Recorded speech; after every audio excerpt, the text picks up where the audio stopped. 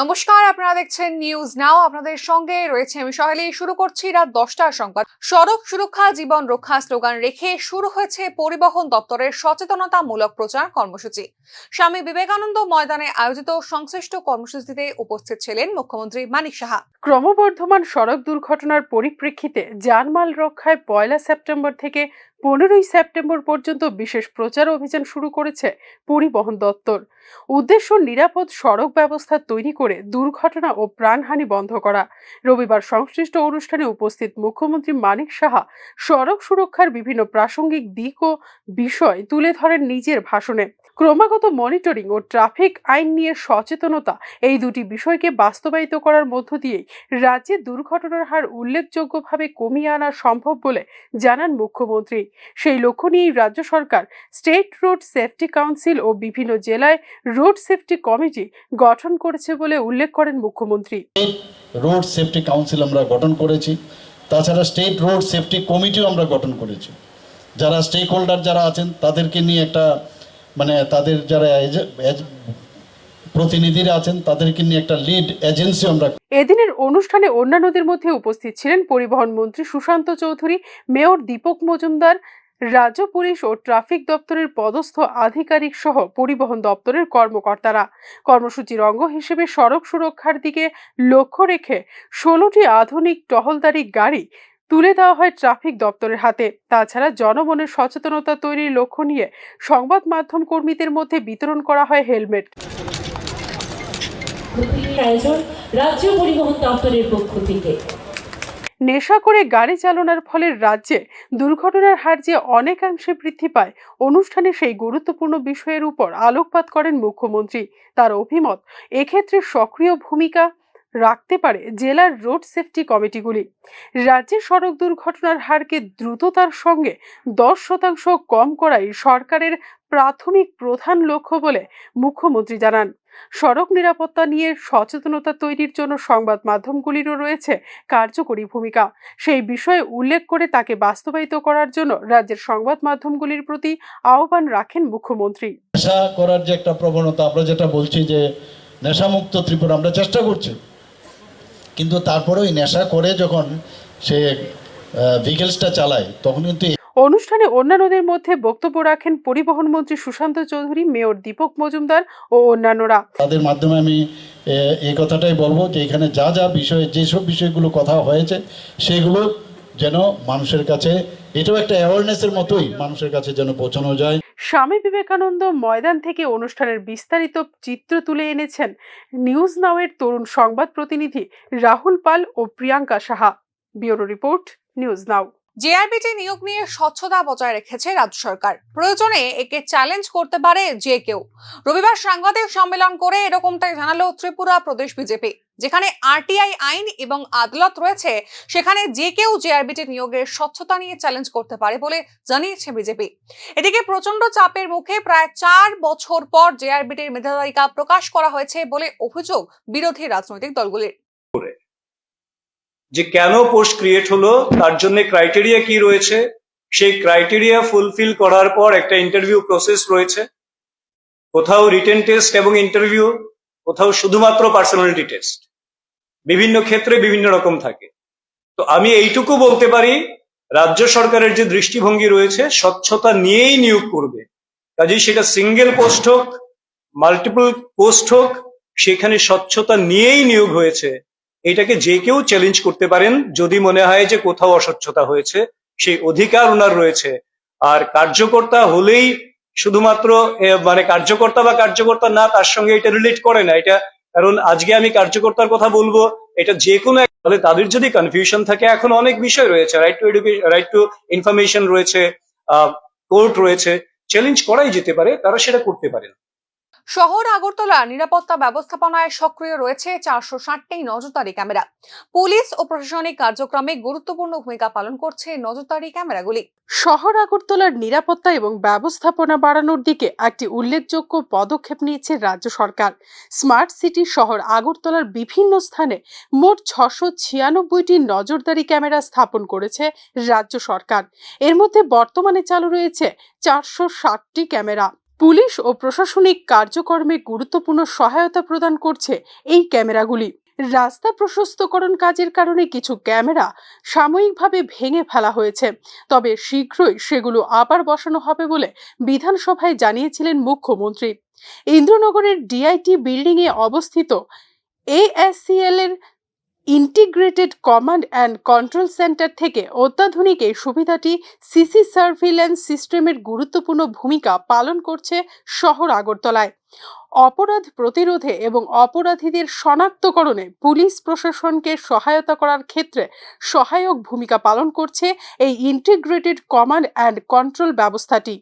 অপরাধ প্রতিরোধের বাইরে নজরদারি ব্যবস্থা এবং শহরের মধ্যে বন্যা ও জলবদ্ধতা ব্যবস্থাপনায় গুরুত্বপূর্ণ ভূমিকা পালন করে থাকে এই ক্যামেরাগুলি। ইন্টিগ্রেটেড ট্রাফিক ম্যানেজমেন্ট সিস্টেমের যার মধ্যে 30টি ট্রাফিক সিগন্যাল সংযুক্ত রয়েছে সংহত এই ব্যবস্থাপনায়। এটি একটি কেন্দ্রীভূত ট্রাফিক লঙ্ঘন শনাক্তকরণ সিস্টেমও, যা সরাসরি ট্রাফিক লঙ্ঘনকারীদের সম্পূর্ণ কার্যকলাপ রেকর্ড করে থাকে। পরিবর্তনশীল বার্তা প্রদর্শন বোর্ড, একটি পাবলিক অ্যাড্রেস সিস্টেম, জরুরি কল বক্স এবং একটি পরিবেশগত পর্যবেক্ষণ ব্যবস্থাপনার মধ্য দিয়েই পরিচালিত হয় পুরো ব্যবস্থাপনাটি।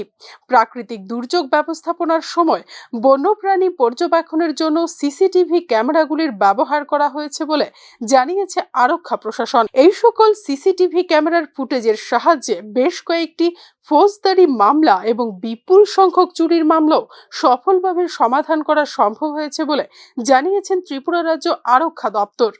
Bureau report, news now. বক্সনগরে স্থানীয় বিজেপি নেতাদের গুন্ডাগিরি বন্ধ করতে প্রশাসনের নির্দেশে কড়া ব্যবস্থা নিতে শুরু করলো স্থানীয় পুলিশ। সদলীয় পঞ্চায়েত সদস্যকে মারধরের অভিযোগে স্থানীয় এক শিকি নেতা খোরশেদ আলমকে আটক করেছে পুলিশ।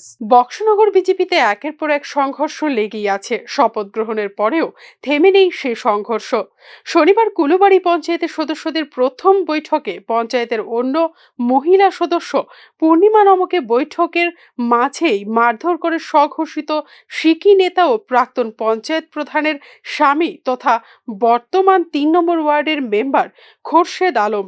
ঘটনার পর খোরশেদ আলমের বিরুদ্ধে সোনামুড়া থানায় মামলা দায়ের করেন আক্রান্ত পঞ্চায়েত সদস্য পূর্ণিমা নম। এবার এই ঘটনাতেই বাহুবলী বিজেপি নেতা খোরশেদ আলমকে জালে তুলল স্থানীয় পুলিশ। আগামীকাল খোরশেদ আলমকে আদালতে তোলা হবে বলে জানিয়েছেন পুলিশ আধিকারিকরা। হ্যাঁ, কালকে কোর্টে প্রডিউস করা হবে, কারণ এখানকার একটা টেনশন প্রিভেলিং নেই এখন। তবু যেহেতু মানে পঞ্চায়েতের মধ্যে ঘটনা, তবে আমরা কেয়ারফুলি বিষয়টা হ্যান্ডেল করেছি। উন্নয়নমূলক কাজ নিয়ে দুই গোষ্ঠীর মধ্যে অতিরিক্ত আবেগের কারণেই বৈঠকের মধ্যে কিলচর ও লাথি ঘুষি চলে বলে স্থানীয় সূত্রে খবর। আরও জানা গেছে, পঞ্চায়েতের প্রথম বৈঠকেই চুল টানাটানি মূলত লাভের বখরার দাবি নিয়ে। তবে বক্সনগর বিজেপিতে এই অরাজকতা প্রদেশ নেতৃত্ব যে মোটেই ভালো চোখে দেখছে না, ইতিমধ্যেই তার স্পষ্ট আভাস মিলেছে। দলকে বদনাম করা স্থানীয় বাহুবলীদের ঠান্ডা করতে প্রয়োজনে আরও করা দাওয়াইয়ের পথও খোলা রেখেছে শৃঙ্খলাবদ্ধ দল প্রদেশ BJP. Bureau report, news now. বিদ্যুৎ মন্ত্রী রতনলাল নাথের নিষ্ক্রিয়তা ও দপ্তরের উদাসীনতার কারণে বিদ্যুৎ ব্যবস্থার হাল বেহাল, যার ফলে বিভিন্ন স্থানে উত্তেজিত জনতার হাতে আক্রান্ত বিদ্যুৎ কর্মীরা। প্রতিবাদে বিলোনিয়াতে বিদ্যুৎ কর্মীদের পথ অবরোধ।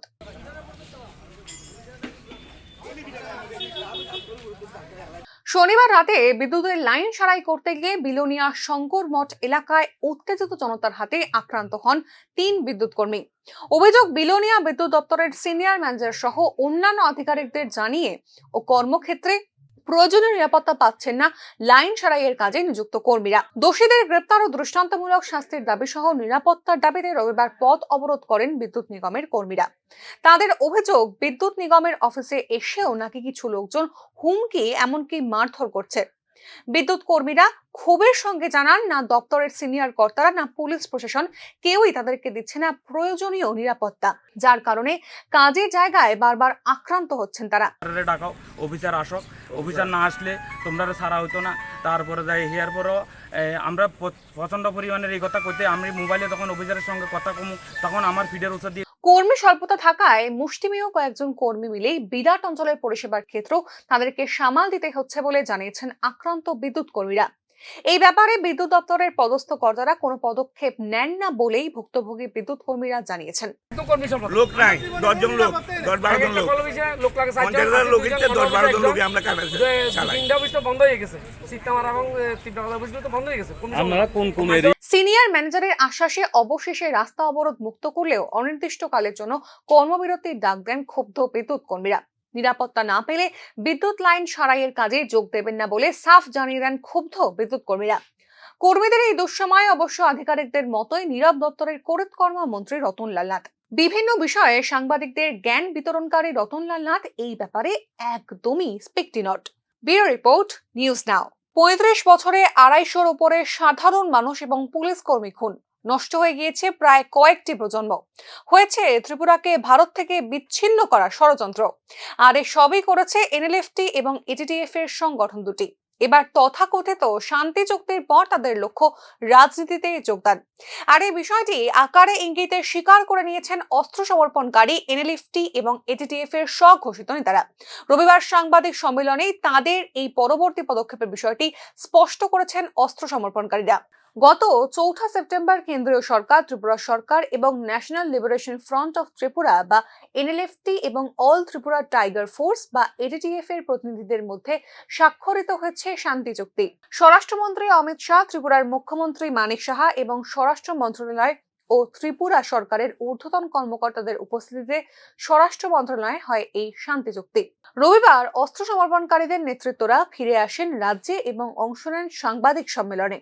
গত 35 বছরে প্রায় 1000-এরও বেশি সশস্ত্র আক্রমণে এই দুই সন্ত্রাসবাদী সংগঠনের হাতে সরকারি হিসেবে মৃত্যু হয় 250-রও বেশি নিরীহ সাধারণ মানুষ এবং পুলিশ কর্মীর। রবিবার দিল্লি থেকে ফিরে তিপ্রামাথা সুপ্রিমো প্রদ্যোৎ কিশোর দেববর্মনের মানিক্য কোর্টে সাংবাদিক সম্মেলন করে সশস্ত্র আন্দোলন থেকে তাদেরকে আবারও একবার জীবনের মূল স্রোতে ফিরিয়ে আনার জন্য প্রধানমন্ত্রী, গৃহমন্ত্রী, কেন্দ্রীয় সরকার এবং রাজ্য সরকারকে ধন্যবাদ জ্ঞাপন করেন এনএলএফটি এবং এটিটিএফ এর নেতৃত্বরা।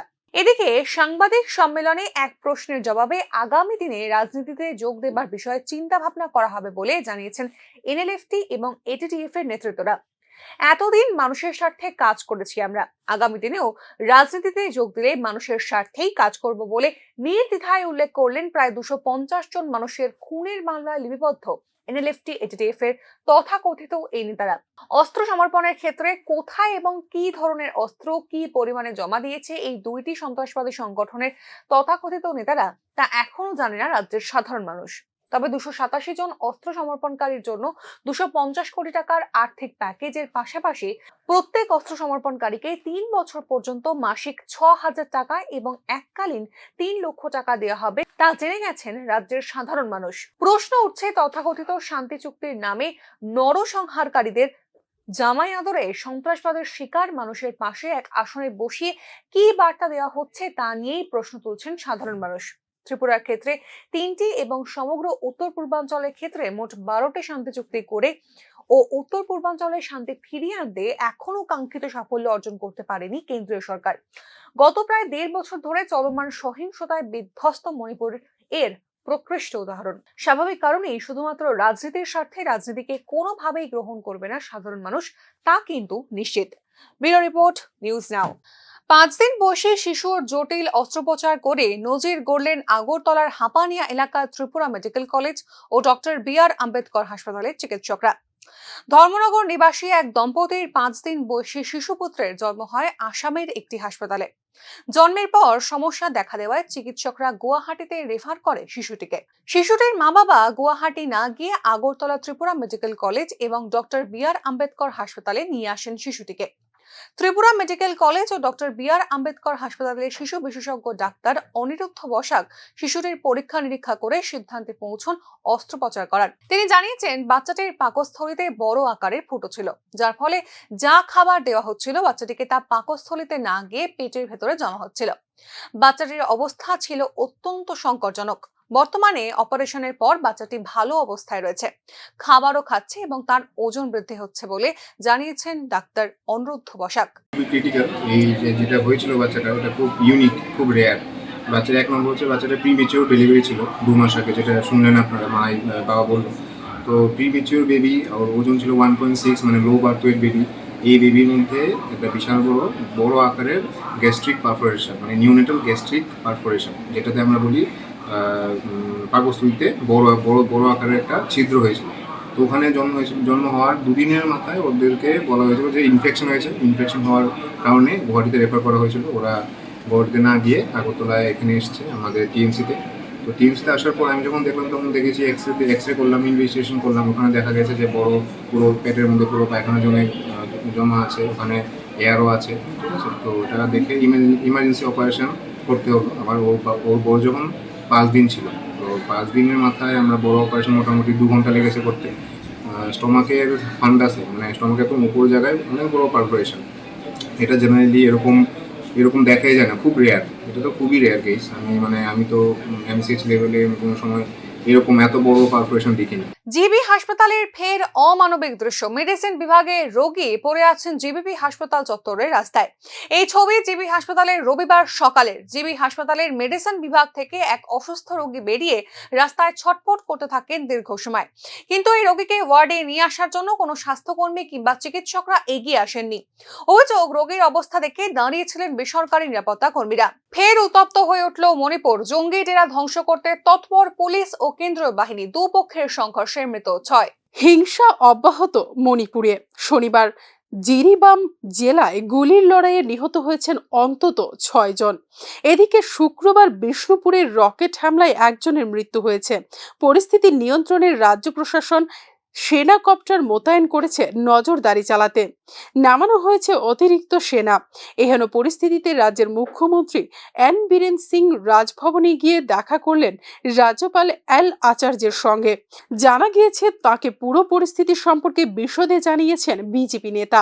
তারও আগে বীরেন সিং শাসক জোটের সব দলের সঙ্গে একটি আপৎকালীন বৈঠক করেন। বৈঠকে বিজেপি ছাড়াও উপস্থিত ছিলেন নাগা পিপলস ফ্রন্ট ও ন্যাশনাল পিপলস পার্টির প্রতিনিধিরা। উল্লেখ্য, মণিপুরে শান্তি ফেরানোর লক্ষ্যে আগস্ট মাসে সাফল্য পেয়েছিল রাজ্যের বিজেপি সরকার।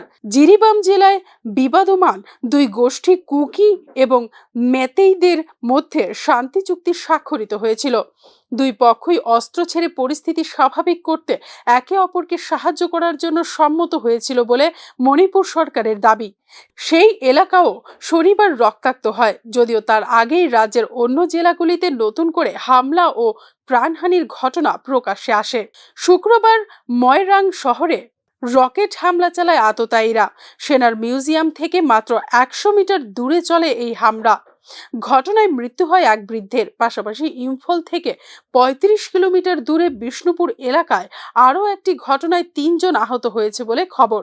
এই পরিস্থিতিতে শান্তি ফেরাতে মরিয়া মণিপুর সরকার। Bureau report, news now. RG Kar কাণ্ডের প্রতিবাদের সুর শুধু আর নাগরিক সমাজের মধ্যে সীমাবদ্ধ নয়, ছড়িয়ে পড়েছে শাসক তৃণমূলের অন্দরেও।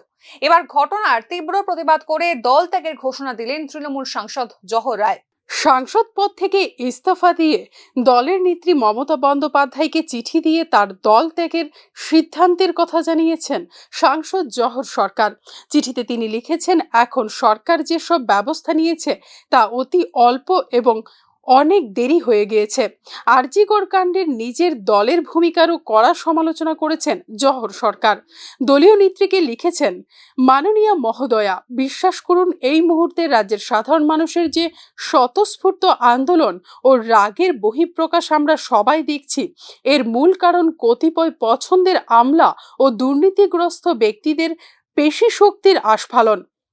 আমার এত বছরের জীবনে এমন ক্ষোভ ও সরকারের প্রতি সম্পূর্ণ অনাস্থা আগে কখনো দেখিনি।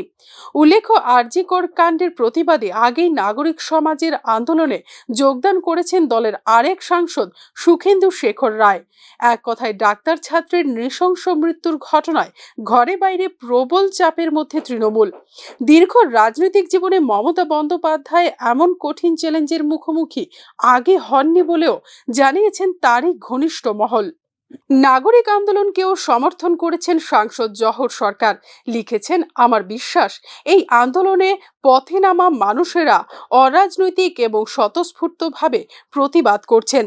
অতএব রাজনৈতিক তকমা লাগিয়ে এই আন্দোলনকে প্রতিরোধ করা সমীচীন হবে না। এরা কেউ রাজনীতি পছন্দ করেন না, শুধু এক বাক্য বিচার ও শাস্তির দাবি তুলেছেন মানুষ। অন্যদিকে প্রথম দিকে নরম গরমের নাগরিক আন্দোলনকে স্তিমিত করবার যে চেষ্টা তৃণমূল সরকার শুরু করেছিল তার ডাহা ফেল করেছে বলে দলের অন্দর থেকেই জানাচ্ছেন নেত্রীর ঘনিষ্ঠ তাবড় নেতারা। অন্যদিকে শেষ দেখার জন্য এবার কোমর বেঁধে পথে নেমেছেন পশ্চিম বাংলার মানুষ। এর সঙ্গে গ্রাম যুক্ত হলে মমতা আরও বিশাল গভীর সংকটে পড়বেন বলে স্পষ্ট প্রমাণ ইতিমধ্যেই সামনে উঠে এসেছে। ব্যুরো রিপোর্ট, নিউজ নাও। ঢাকার গণভবন পরিদর্শন করেন অন্তর্বর্তী সরকারের 3 উপদেষ্টা। হাসিনার গণভবনকে জুলাই গণ অভ্যুত্থান স্মৃতি জাদুঘর করার সিদ্ধান্ত নেওয়া হয়েছে। গণভবনকে জাদুঘরের রূপ দিতে সোমবারের মধ্যে কমিটি গঠন করা হবে। এই বিষয়ে নেওয়া হবে বিদেশি অভিজ্ঞদের পরামর্শ। ঢাকার সরকারি গণভবন পরিদর্শন করেছেন অন্তর্বর্তী সরকারের ডাক ও টেলিযোগাযোগ বিষয়ক উপদেষ্টা নাহিদ ইসলাম, যুব ও ক্রীড়া বিষয়ক উপদেষ্টা আসিফ মাহমুদ এবং গৃহায়ন ও গণপূর্ত উপদেষ্টা আদিলুর রহমান খান। শনিবার দুপুরে গণভবন পরিদর্শন করেন তারা। এ সময় গণভবনকে জাদুঘরে রূপ দিতে আগামীকালের মধ্যে কমিটি গঠন করা হবে বলেও জানান তারা। আপনারা জানেন যে ইতিমধ্যে আমাদের ক্যাবিনেটে সিদ্ধান্তটি হয়েছে যে এই যে গণভবন নামে এই যে বাসভবনটি, প্রধানত বাসভবনটি ছিল, সেটিকে জুলাই গণঅভ্যুত্থানের স্মৃতি জাদুঘরে রূপান্তর করা হবে। এবং যেহেতু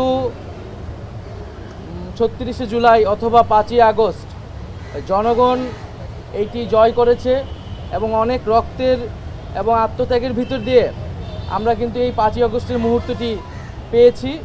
ফলে সেটি জনগণের জন্য উন্মুক্ত করে দেওয়া এবং জনগণের বিজয়কে ধারণ করে রাখার উদ্দেশ্যেই এই গণভবনকে জাদুঘরে পরিণত করা হবে। এবং এটি শুধু বাংলাদেশেই নয়, আমরা পৃথিবীর বুকে একটি নিদর্শন হিসেবে রাখতে চাই যে কোনো স্বৈরাচারী, ফ্যাসিস্ট, খুনি রাষ্ট্রনায়কদের আসলে কি পরিণত হয় এবং জনগণই যে আসল মালিকানার এবং ক্ষমতার মালিক, সেই বিষয়টিকে একটি নিদর্শন হিসেবে পুরো পৃথিবীর বুকে রাখার জন্যই আমরা এই গণভবন। ডাক, টেলিযোগাযোগ ও তথ্য প্রযুক্তি উপদেষ্টা মোহাম্মদ নাহিদ ইসলাম বলেন, ইতিমধ্যে ক্যাবিনেটের সিদ্ধান্ত হয়েছে গণভবন অর্থাৎ প্রাক্তন প্রধানমন্ত্রী শেখ হাসিনার বাসভবনটি জুলাই গণ অভ্যুত্থান স্মৃতি জাদুঘর হিসেবে রূপান্তর করা হবে। 5ই আগস্ট গণভবনটি জনগণ জয় করেছে। এই জাদুঘরটি শুধু বাংলাদেশে নয়, পৃথিবীর বুকে নিদর্শন হিসেবে রাখা হবে। এছাড়া ফরমাল কমিটি গঠনের নির্দেশ দেওয়া হয়েছে। সোমবারের মধ্যেই কমিটি গঠন হবে। পরবর্তী প্রধানমন্ত্রীর বাসভবন কোথায় হবে সেটা পরবর্তী সময়ে সিদ্ধান্ত হবে বলেও জানান নাহিদ ইসলাম। যুব ও ক্রীড়া উপদেষ্টা আসিফ মাহমুদ বলেন, ফেসিবাদের নিদর্শন সংরক্ষণ করে গণভবনকে জাদুঘরে রূপান্তরের পর জনগণের জন্য উন্মুক্ত করে দেওয়া হবে। স্থপতি ও শিল্পী নিয়ে জাদুঘর নির্মাণের জন্য একটি কমিটি গঠন করা হবে। গত বৃহস্পতিবার আমাদের যে ক্যাবিনেট মিটিং ছিল, সেখানে সিদ্ধান্ত হয়েছে গণভবনকে একটি জাদুঘরে রূপান্তরের মাধ্যমে জনগণের জন্য উন্মুক্ত করে দেওয়া হবে। আমরা 2024 সালের জুলাইয়ের যেই গণঅভ্যুত্থান, সেই গণঅভ্যুত্থানের স্মৃতি এবং এই ফ্যাসিবাদী যেই শাসন, এই শাসনের সময়কার যেই জনগণের উপর যে অত্যাচার, নিপীড়ন, গুম, খুনের যেই স্মৃতিগুলো আছে, সেগুলো সংরক্ষণ করে এই গণভবনকে একটি জাদুঘরে রূপান্তরিত করে জনগণের জন্য উন্মুক্ত করে দেওয়া হবে। আজকে আমরা সেই উদ্দেশ্যেই প্রাথমিক ভিজিট করতে এসেছি এবং একটা কমিটি করার মাধ্যমে স্থাপত্য শিল্পী এবং আর্কিটেক্টদেরকে নিয়ে, যারা জাদুঘর বিশেষজ্ঞ আছেন, তাদেরকে নিয়ে একটি কমিটি করে দেওয়ার মাধ্যমে এটার কার্যক্রম শুরু হবে। এখন এ বিষয়ে উল্লেখ্য, বৃহস্পতিবার বাংলাদেশের প্রাক্তন প্রধানমন্ত্রীর সরকারি বাসভবন গণভবনকে জুলাই গণ অভ্যুত্থান স্মৃতি জাদুঘর করার সিদ্ধান্ত নেয় অন্তর্বর্তী সরকার।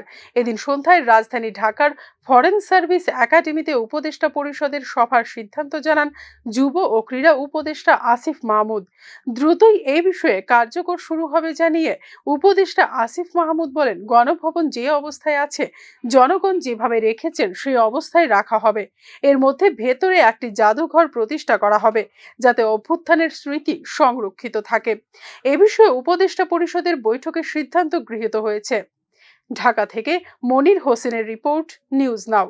প্রতি বছর 8ই সেপ্টেম্বর বিশ্ব ফিজিওথেরাপি দিবস পালন করা হয়। এই দিনে ফিজিওথেরাপিস্টরা মানুষের স্বাস্থ্যের প্রতি তাদের অবদান সম্পর্কে সকলের মধ্যে সচেতনতা বাড়াতে সমবেত হন। World confederation of physical therapy 8ই সেপ্টেম্বর 1951 সালে প্রতিষ্ঠিত হয়েছিল।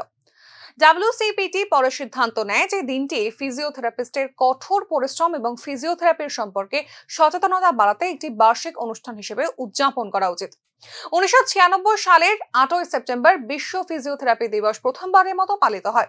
তারপর থেকে এই দিনটি সাড়ম্বরে পালিত হয়ে আসছে। আজ রাজধানী আগরতলা শহরেও এই দিনটি পালন করা হচ্ছে। বিশ্ব ফিজিওথেরাপি দিবস উপলক্ষে Indian association of physiotherapist Tripura শাখার উদ্যোগে আগরতলা শহরে পদযাত্রা করা হয়। উপস্থিত ছিলেন বিশ্বেশ্বর নন্দী সহ সংস্থার অন্যান্য কার্যকর্তারা। সর্বপ্রথমে ওয়েস্ট বেঙ্গলে যে অভয়াকাণ্ডটা হয়েছে তাদের ঘৃণা জানাচ্ছি, ধিক্ষা জানাচ্ছি এবং সুবিচারের জন্য কেন্দ্রীয় গভর্নমেন্টের কাছে আবেদন রাখছি। আমি আবারও এই অভয়াকাণ্ডকে আমার নিজের পক্ষ থেকে এবং আমার ফ্যামিলির পক্ষ থেকে আমি ধিক্ষা এবং ঘৃণা জানাচ্ছি। আজকে এখানে যে সবাই ফিজিওরা সমন্বিত হয়েছে, আজকের দিনটা খুব মহত্বপূর্ণ দিন, ওয়ার্ল্ড ফিজিওথেরাপি ডে। সেই উপলক্ষে আমি সবাইকে আন্তরিক অভিনন্দন এবং আমি জানি যারা এখানে স্টুডেন্ট আছে আপনারা ঠিকভাবে পড়াশোনা করে রাজ্য এবং দেশের জন্য উন্নত মানের ফিজিও একটা উপহার দেবেন রাজ্যবাসী তথা দেশবাসীকে, সেটা আমার কামনা এবং অগ্রিম আপনাদেরকে আমার শুভেচ্ছা জানাচ্ছি। ধন্যবাদ। রাজ্যে এই মুহূর্তে শূন্যপদ রয়েছে 50,000, অথচ নিয়োগ নিয়ে উদাসীন রাজ্য সরকার। ক্যাবিনেটে দিন কয়েক পর শূন্যপদ পূরণের ঘোষণা দিলেও বাস্তবে কোনো পদক্ষেপ নিতে পারছে না রাজ্য সরকার। রবিবার সাংবাদিক সম্মেলন করে এরকমটাই অভিযোগ করল বামপন্থী যুব সংগঠন ডিওয়াইএফআই এবং টিওআইএফ। এক্ষেত্রে রাজ্য সরকার যুবকদের সঙ্গে প্রতারণা করছে বলেও জানিয়েছেন সংগঠন দুটির নেতৃত্বরা। ক্যাবিনেট মিটিংয়ের পর বিভিন্ন দপ্তরে লোক নিয়োগ করবার সিদ্ধান্ত ঘোষণা করছেন। সেই সিদ্ধান্ত অনুযায়ী বিজ্ঞপ্তি জারি করা হচ্ছে, বছরের পর বছর কিন্তু নিয়োগ প্রক্রিয়া হচ্ছে না। নিয়োগ প্রক্রিয়ার জন্য পরীক্ষা নেওয়া হচ্ছে, পরীক্ষার ফলাফল প্রকাশ করা হচ্ছে না। এবং এই সময়ের মধ্যে অনেক বেকার ছেলে মেয়ে তারা বয়স উত্তীর্ণ হয়ে পড়ছেন, কিংবা তাদের চাকরি করার যে বয়স, এই বয়স স্বাভাবিকভাবেই কমে যাচ্ছে। ফলে একটা নজিরবিহীন কেলেঙ্কারির মধ্য দিয়ে আমাদের রাজ্য সরকার বেকার ছেলে মেয়েদের বালু ফেলাকে কেন্দ্র করে প্রাণঘাতী হামলার শিকার যুব মোর্চার এক সক্রিয় কর্মী। ঘটনা পাবিয়াছড়া এলাকায়। আক্রান্ত যুব মোর্চা কর্মীর নাম মিঠুন মজুমদার। বর্তমানে গুরুতর আহত অবস্থায় কৈলাসহরের RGM হাসপাতালে চিকিৎসাধীন তিনি। মিঠুন মজুমদারের অভিযোগ, বালু ফেলাকে কেন্দ্র করে তার ওপর প্রাণঘাতী হামলা চালায় স্থানীয় দুষ্কৃতী প্রণব সরকার, ক্ষুদিরাম সরকার এবং তাদের পরিবারের অন্যান্য সদস্যরা। হামলায় মাথায় ও পায়ে তিনি গুরুতর আঘাত পেয়েছেন বলে মিঠুন মজুমদার জানিয়েছেন। ঘটনায় বিচারের দাবিতে স্থানীয় থানায় লিখিত অভিযোগ দায়ের করেন আক্রান্ত যুব মোর্চার কর্মী মিঠুন মজুমদার। ক্ষুদিরাম সরকার এবং পীযূষকান্তি সরকার, তারা তিন ভাইয়ে পূর্ব পরিকল্পনা করছে আমার মারার লেগা, তো এই সুযোগটা আজকে পাইছে। আজকের মতো সংবাদ এই পর্যন্তই। পরবর্তী আপডেট পেতে চোখ রাখুন নিউজ নামের পর্দায়।